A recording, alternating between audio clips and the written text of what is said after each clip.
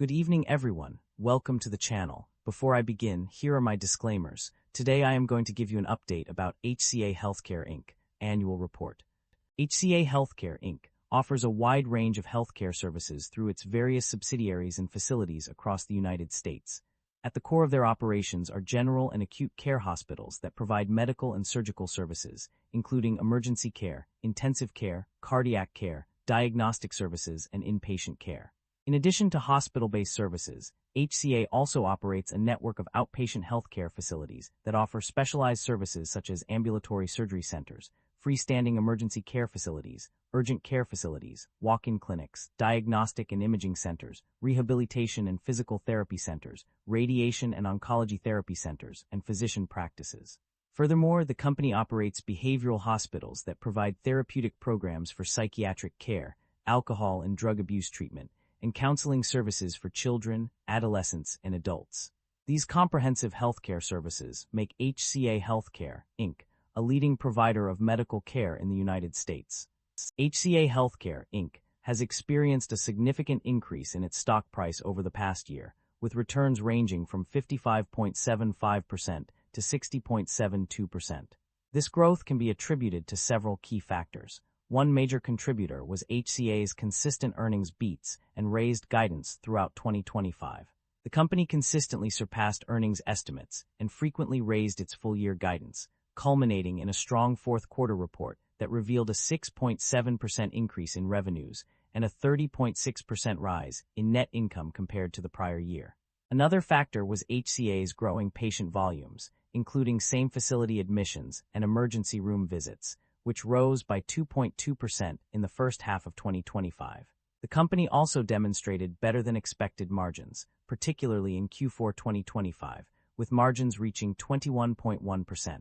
In addition to these financial performance indicators, HCA's shareholder return initiatives played a significant role in its stock price increase. The company authorized a new $10 billion share repurchase program and increased its quarterly cash dividend to $0.78 per share. Furthermore, HCA's strategic operational expansions, including the expansion of its outpatient care services through acquisitions and capital investments, contributed to its growing stock price. The company aims to increase its outpatient sites to between 18 and 20 per hospital by the end of the decade. Lastly, positive analyst sentiment also played a role in HCA's stock price appreciation. Several financial institutions issued positive reports, including Goldman Sachs raising its price target for Hca Healthcare to $558 on January 28, 2026. These combined factors fostered strong investor confidence, leading to the substantial appreciation of Hca Healthcare's stock price over the past year. The income statement shows that the company revenue have been declining annually and operating income have not been increasing. This shows that the business is under pressure with rising cost and its management is unable to expand the business. The net income of a company has shown a significant increase over the past 2 years. In 2024, it reached $6.657 billion, a substantial jump from the previous year's figure. This upward trend continued in 2025, with the net income reaching $7.782 billion, an increase of $1.125 billion from 2024. The profit margins have also seen a notable improvement over this period. In 2023 and 2024, the profit margins were relatively stable at 9.3% and 9.4%, respectively. However, in 2025, they rose to 10.3%. This increase suggests that the company has become more efficient in its operations, allowing it to maintain a higher level of profitability despite an increase in revenues. The consistent growth in net income and profit margins indicates that the company is performing well financially. The stability of profit margins over the past 2 years also suggests that the company's financial performance is becoming more predictable. Overall, these trends suggest a positive outlook for the company's future financial health. The company's financial performance indicates a significant improvement in its ability to generate cash from its core operations. The data shows a substantial increase in cash flows from operating activities, rising by $2.122 billion between 2024 and 2025. This growth is further reflected in the increase of cash provided by operating activities, which jumped from $10.514 billion in 2024 to $12.636 billion in 2025. The total operating cash flow for 2025 stands at a notable $9,105 million, demonstrating that the company is indeed generating positive operating cash flow. This trend suggests that the company's operations are becoming more efficient and profitable, enabling it to generate sufficient cash to meet its financial obligations and invest in growth initiatives.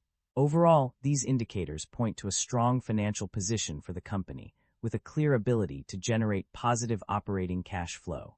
The company's debt level has shown a moderate increase over the past 2 years. According to the extracted summaries, the total debt level rose from $43.031 billion in 2024 to $46.492 billion in 2025. Additionally, long-term debt increased from $38.333 million to $41.603 million during the same period. However, it is worth noting that there was no significant change mentioned on page 50, which may indicate a slight discrepancy in the data. Nevertheless, the overall trend suggests a gradual increase in debt levels over time. In terms of interest expenses, the company has experienced a notable rise. The interest expense increased by $187 million, 9.1% increase, from 2024 to 2025, reaching $2.248 billion in 2025. This significant jump is attributed to market risk related to changes in interest rates, which had a direct impact on the company's financials. The data suggests that while debt levels have increased moderately, it is the interest expenses that have seen a more substantial rise over the past 2 years. The extracted summaries reveal that there are limited instances of acquisitions and divestitures mentioned. Notably, Hca Inc. was acquired by a private investor group on November 17, 2006, as stated on page 50. Additionally, hospital and physician practice acquisitions were highlighted as a priority for the Federal Trade Commission and the DOJ on page 27. In terms of divestitures, there are also limited instances mentioned. On page 11, provider tax arrangements in states with expanded Medicaid, including waiver-based expansions, are discussed. Furthermore, pages 31 and 55 mention non-strategic divestitures due to significant indebtedness and potential future charges and impairments of long-lived assets, respectively. Overall, the acquisitions and divestitures mentioned in the summaries are relatively few and primarily related to Hca Inc.'s acquisition by a private investor group. The divestitures discussed are largely focused on non-strategic asset sales due to financial constraints. The company has a history of rewarding its shareholders through various means. One way it has done this is by paying dividends, which indicates that the company has distributed a portion of its profits to its investors. This practice demonstrates the company's commitment to sharing its success with those who have invested in it. In addition to paying dividends, the company has also engaged in share buybacks, where it purchases its own shares from the market. This strategy can help boost the company's stock price and increase shareholder value. The company's decision to buy back shares is a significant move that shows its confidence in its financial performance and its desire to reward its shareholders further. Concerns about inventory buildup and supply chain disruption. Hca Healthcare faces several concerns regarding inventory buildup and supply chain disruption. Changes to trade policy, including new or increased tariffs, may impact their supply chain operations. Page 39. This could lead to disruptions in the flow of goods and materials necessary for patient care. Natural disasters such as hurricanes and extreme weather events pose another risk to Hca's supply chain. Page 48. These events can cause temporary declines in patient numbers and facility closures, leading to supply chain disruptions. Additionally, experienced supply disruptions, shortages, and other incremental costs are a concern. Page 49. Furthermore, workforce disruptions, supply and pharmaceutical shortages, and disruptions due to tariffs or geopolitical issues also pose risks to Hca's inventory management. Page 55. These concerns highlight the potential for significant challenges in maintaining a stable and efficient supply chain. That concludes the financial summary for Hca Healthcare Inc. Feel free to comment below, and I will be happy to answer them when possible.